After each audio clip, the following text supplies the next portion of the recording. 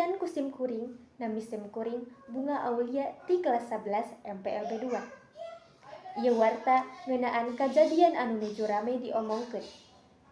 Kajadian pikasieun lumangsung di Desa Sukamaju, Kecamatan Ciawi, dinten Salasa kamari.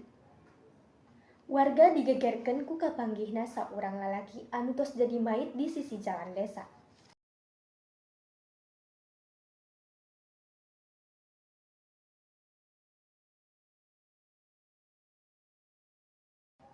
Mait anu dipikawanoh ngaranna Bapak Asep anu umurna 45 tahun.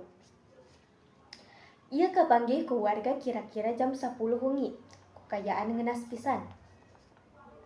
Dumasar kana keterangan ti kepolisian satempat, korban disangka mangrupakeun korban pembunuhan. Di sakujur awak korban kapanggih tanda-tanda kekerasan, utamana di bagian sirah. Pihak kepolisian parantos ngalakukeun olah TKP, tempat kejadian perkara, sareng parantos mawa mayit korban ka rumah sakit pikeun diautopsi. Ayeuna aparat nuju ngalakukeun panyelidikan leuwih jero dipikeun milari saha palaku anu tega ngalakukeunna. Kajadian ieu warga dihimbau supados tenang tapi tetep waspada. Sakitu warta anu tiasa kasangkakeun sim kuring nami sim kuring Bunga Aulia di kelas 11 MPLB 2. Pamit undur diri, hatur nuhun.